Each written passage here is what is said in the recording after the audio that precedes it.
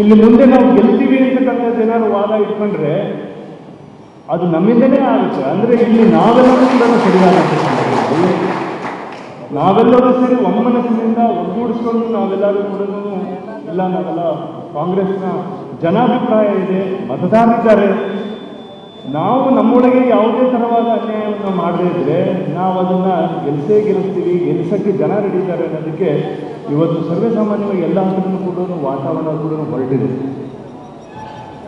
BJPಯವರು ಮಾಡ್ತಕ್ಕಂಥ ಆಡಳಿತ ಇರ್ಬೋದು ಅಥವಾ JDS ಹಿಂದೆ ಮಾಡಿದಂಥ ಆಡಳಿತ ಇರ್ಬೋದು, ಅವರ ಕಾರ್ಯವೈಖರಿಯನ್ನು ನೋಡ್ತಾ ಇದ್ರೆ ಇವತ್ತು BJPಯಲ್ಲಿ ಸಕ್ರಿಯವಾಗಿ ಕೆಲಸ ಮಾಡಿದವರು ಕೂಡ BJP ಸಾಕಪ್ಪ, ಕಾಂಗ್ರೆಸ್ ಜಲ್ದಿ ಬರಬೇಕು, ಬಂದರೆ ನಮಗೆ ಅಭಿವೃದ್ಧಿ ಸಾಧನೆ ಆಗುತ್ತೆ, ನಾವೆಲ್ಲರೂ ಒಮ್ಮನಸ್ಸಿನಿಂದ ಒಗ್ಗೂಡಿಸ್ಕೊಂಡು ಸರ್ವಧರ್ಮ ಜಾತಿ ಮತಗಳನ್ನ ಜೊತೆಗೂಡಿಸ್ಕೊಂಡು ನಾವು ಸಮಾಜವನ್ನು ಮುಂದೆ ನಡೆಸಲಿಕ್ಕೆ ಸಾಧ್ಯವಾಗುತ್ತೆ ಅನ್ನೋದಕ್ಕೆ ಇವತ್ತು ಜನಾಭಿಪ್ರಾಯ ಇದೆ. ಇಲ್ಲಿ ಏನು ಪರಿಸ್ಥಿತಿ ಇದೆ? ಪಂಚಾಯತ್ ಅಧ್ಯಕ್ಷರ ಜಗಳ,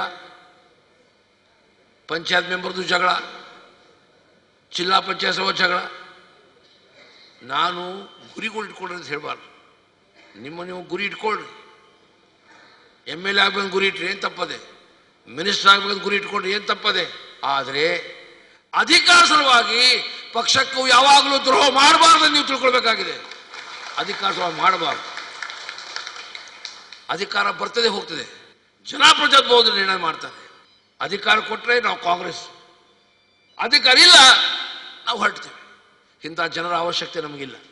ಇಲ್ಲೇ ಇರುವ ಜನ ಸೋನಿಯಾ ಗಾಂಧಿಯವರ ನಾಯಕತ್ವ ವಿಶ್ವಾಸ ಇರಬೇಕು, ಕಾಂಗ್ರೆಸ್ ಪಕ್ಷದ ಕಾರ್ಯಕರ್ತರ ವಿಶ್ವಾಸ ಇರಬೇಕು, ಪಕ್ಷಕ್ಕೆ ನಿಷ್ಠಿರಬೇಕು, ಪಕ್ಷಕ್ಕೆ ನಿಷ್ಠಾವಂತರಿರಬೇಕು. ಕಾರ್ಯಕರ್ತರ ಮಾತು ಕೇಳೋರು ಯಾರು?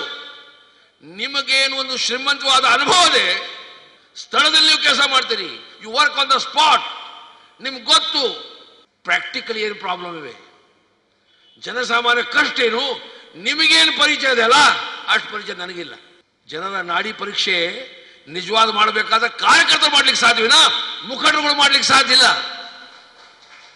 ಹಾಗಾಗಿ ಯಾವಾಗ ನಾವು ಕಾರ್ಯಕರ್ತರಿಗೆ ವಿಶ್ವಾಸದಲ್ಲಿ ತಗೊಳ್ತೇವೆ, ಯಾವಾಗ ನಾವು ಕಾರ್ಯಕರ್ತರ ಕಷ್ಟ ತಿಳ್ಕೊಳ್ತೇವೆ, ಯಾವಾಗ ನಾವು ಕಾರ್ಯಕರ್ತರಿಗೆ ಸರಿಯಾದ ಮಾರ್ಗದರ್ಶನದಲ್ಲಿ ಉತ್ತೇಜನ ಮಾಡ್ತೇವೆ, ಆವಾಗ ಒಂದು ಪಕ್ಷದ ಶಕ್ತಿ ಬೆಳೀತದೆ. ಹಾಗೆ ನಾನು ಹೇಳಿದೆ, ಕೇವಲ ಚುನಾವಣೆ ಸಲುವಾಗಿ ಸಂಘಟನೆ ಅಲ್ಲ.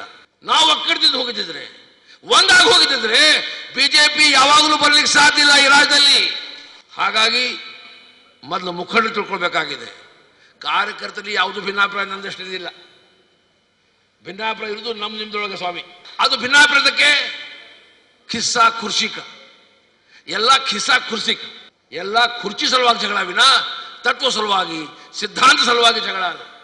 ಏನು ಕಾರ್ಯಕ್ರಮ ಮೇಲೆ ತತ್ವದ ಮೇಲೆ ಏನೋ ಜಗಳ ಇದ್ರೆ ಅದು ಕೆಲವು ಸರ್ತಿ ಮೆಚ್ಚಬೇಕು.